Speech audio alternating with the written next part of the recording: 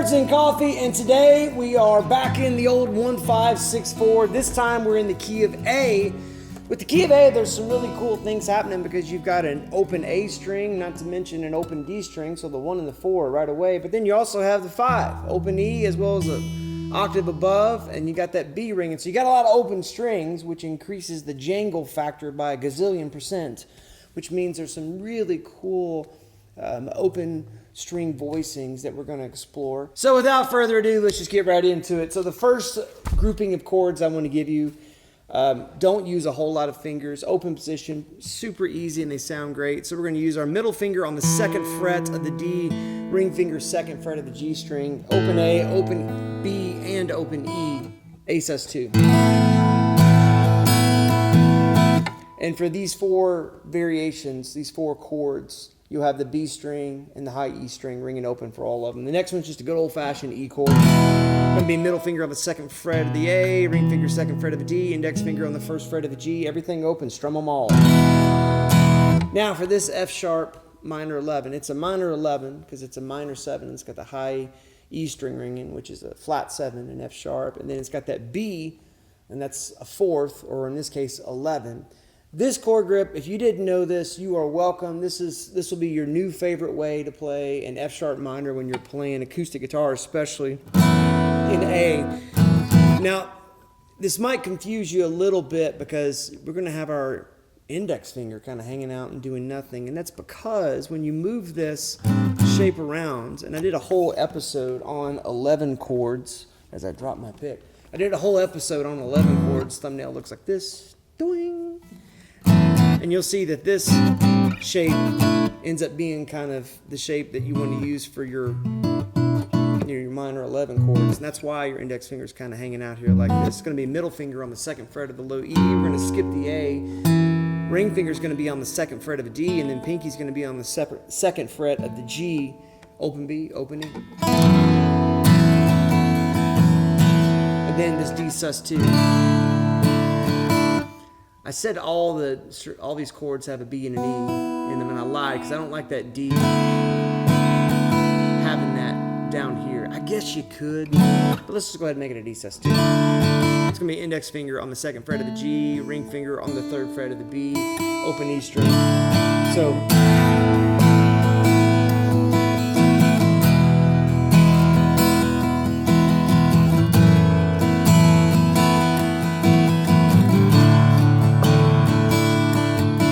sometimes my pinky gets in there where my ring finger is.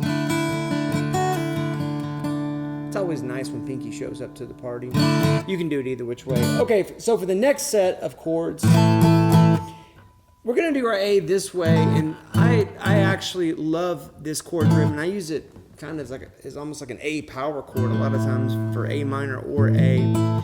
Especially if you do this little pinky trick that I'm about to show you. Index finger is going to be on the D string 2nd fret, also holding down the G string, and also holding down the B and the high E. It's making a bar, basically, from the D string all the way over, right? And then you're going to take your pinky. Now, if you want it to be a power chord, put your pinky on the high E and the B string. And I know you're doubling up with your index and your pinky, but I think it's easier to do that than to try not to cover or to use your 2 fingers to cover the D and the G string. Just lay that index finger down, and that's going to feel natural and right. If you want it to be a power chord, pinky needs to go on the B as well as the high E. So basically giving you an E, an A, an E, and an A. If you want it to be a straight up A major chord, take your pinky off of that B and just put it on the high E string of the 5th fret. So pinky's on the 5th fret. I'm going to go ahead and have that pinky covering up both E and B on the 5th. And then we're just going to go to this E sus2. And what's nice is the index finger basically is forming human capo. It's going to jump over to the A string and hold down the 2nd fret of the B all the way over, leaving that E, that low E to ring open.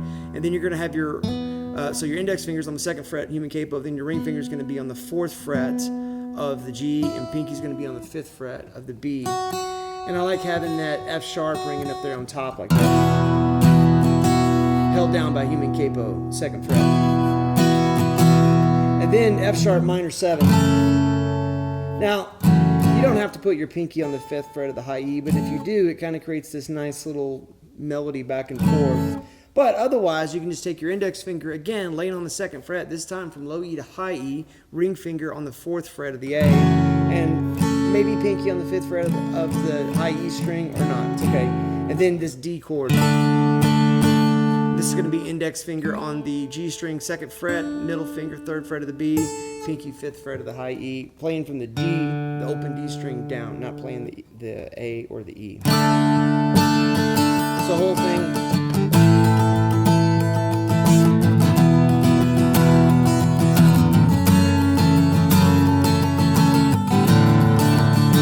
Anytime you're doing like a big 6/8 kind of,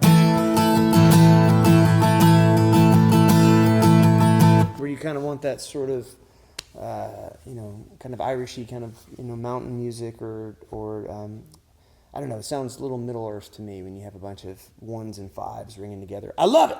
Okay, this next group of chords, this is going back to these open strings, but this one's going to be kind of in the middle of the neck and very reminiscent of what you would do with like a normal bar chord. But instead of barring it, we're going to have our strings ringing open. So index finger is going to be on the 5th fret of the low E. Ring finger is going to be on the D string, skipping the A, of the 9th fret. And then your middle finger is going to be on the 6th fret of the G with the B string and the E string, high E, open. Now this is going to be an A add 9, that B is the 9th. The difference between a sus2 and an add 9 is that add 9 would suggest that we still have the major third, whereas a sus2 says instead of the major third, we're going to use the 2nd.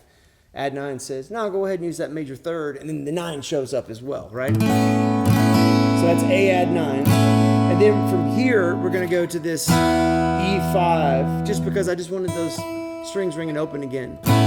So this E5 is just going to be like kind of like a super duper power chord E. Again, you're going to have an index finger on the 7th fret of the A, ring finger 9th fret of the D, pinky 9th fret of the G, open B, open high E, low E is ringing open too. Now this one here, now the first time I show this to you, you're going to be like, I don't know about that chord. This voicing ends up being really, really helpful. Because if you've got a bass player, or maybe another guitar player that's playing that low F sharp, this is kind of a nice little jangly thing happening here. It's really an F sharp minor 11 over C sharp, which all we're doing here is we're going to start with, let's put our ring finger on the 9th fret of the low E. Pinky's going to be on the 9th fret of the A. Now middle finger is going to be on the 7th fret of the D, and then index finger is going to be on the 6th fret of the G. Feels a little stretchy, I know. And again, thumb placement is critical. If your hand's hurting, move that thumb around. For me, it feels the most comfortable, and this is kind of different, because normally I would say, you kind of want these fingers touching, but in this case, this actually feels more comfortable with my thumb kind of almost behind the 5th fret. Almost behind the 5th fret and kind of almost flat, like I'm, hey, good job, right? And the reason that feels more comfortable is that if you think about it, this is sort of built off like a C shape, right? And if that didn't make any sense to you, just comment below and I'll walk you through it. But I feel like the thumb feels more comfortable behind the 5th fret. Okay, so that's your F sharp minor 11 over C sharp. And then from here, we're going to go to this, I'm going to call this a D major 13, because we got the 6, in this case, an octave above the roots. We're going to call that a 13. Then we also have the E, which is the 9th, right?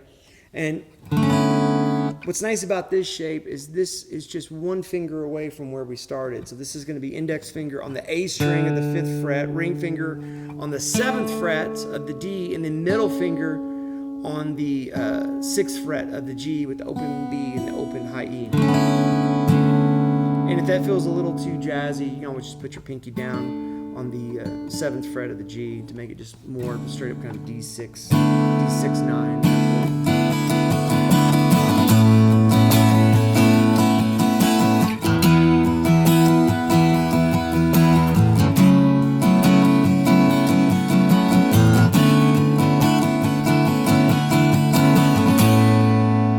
I really like that one because that one just has a lot of character to it. All right, so here's another one. Now this one's going to have a little melodic point of interest in it, using some thirds. And this would be just kind of an idea, in your songwriting, or even if you're, you've got a song where you sit on this progression for a while and you just want to have something to create a little bit of melodic interest hidden inside of this 1, 5, 6, 4 chord progression.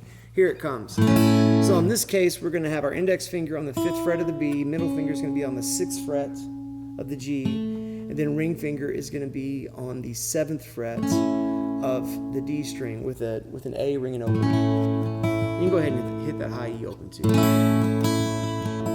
Now for this E, we're going to just slide back to this guy right here. Now, we're going to have the low E open. We're not going to play the A. It's probably the trickiest part about this. It's just avoiding the A. When I'm doing that, my ring finger kind of is buttoned right up against that A as it slides down from the 7th fret to the 6th fret. Like the meat of the tip of the finger is just kind of hitting against that A, kind of killing it just a little bit. And then my index finger is sliding back to the 4th fret of the G. Now, middle finger is going to be on the 5th fret of the B, open E's ringing. So here's this little move here. Let me play it for you.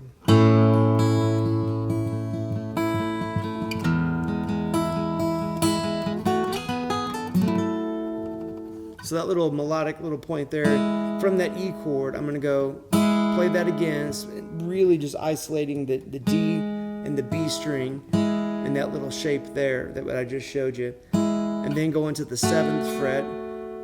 So you've got my ring finger on the 7th fret of the D, pinky's on the 7th fret of the B, not playing the G, not playing the E, the high E, and really the low E is still kind of ringing over both of these next little thirds here, so making that kind of like a D over E to then this E on the 9th fret, same fingers by the way, ring and pinky, and then I'm sliding into this F sharp minor chord, and if I happen to put the high E on it, it's going to make it a minor 7, right? And that's going to be middle finger on the A string 9th fret, index finger on the 7th fret of the D, ring finger on the 9th fret of the G, and then pinky on the 10th fret of the B string. And I might resolve that 10th fret down to the 9th fret to make it F sharp minor 9. And then from here, this little moment here where you have kind of like a, you could think of it as an E over D, where I've got my ring finger and my pinky on the, so ring finger is going to be on the G string, 9th fret, pinky, B string, 9th fret, playing the D open, the open D string, and then the high E open also, and sliding that whole thing back to the 7th fret, or that's just a D now. You've got your ring finger on the 7th fret of the G, pinky's on the 7th fret of the B, and if you throw that E in there, it's kind of a D sus2 maybe, so that whole thing.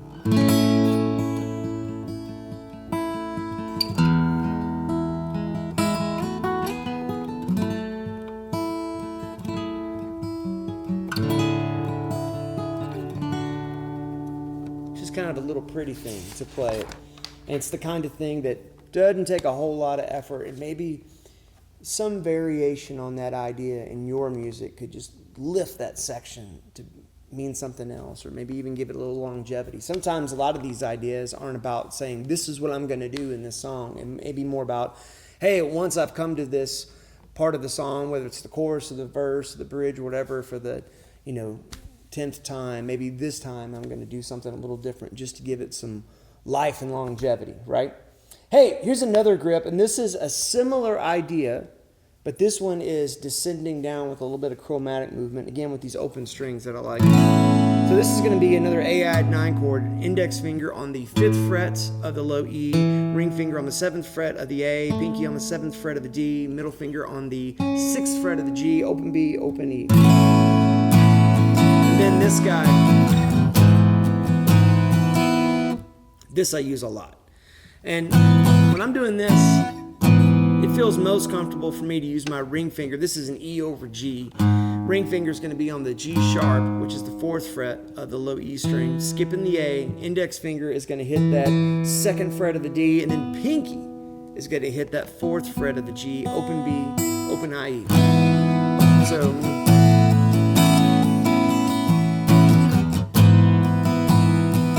check out this F sharp minor 11 here. Same idea as we did at the very top of this, but in this case, kind of keeping these low power chord intervals next to each other. Index finger is going to be on the 2nd fret of the low E, ring finger 4th fret of the A, pinky 4th fret of the G, or the D string, excuse me, and then 2nd fret of the G with the middle finger. It's a little scrunchy, but you can do it. And it's going to be B string and high E string open. And from here, you could go to a regular D chord if you want, or maybe we go to this guy. It's kind of this, again, sort of a D major 13 like we did a second ago. This time, just a different way to play it. That's going to be middle finger on the 5th fret of the A, index finger on the 4th fret of the D, pinky on the G string of the 6th fret, open B, open E.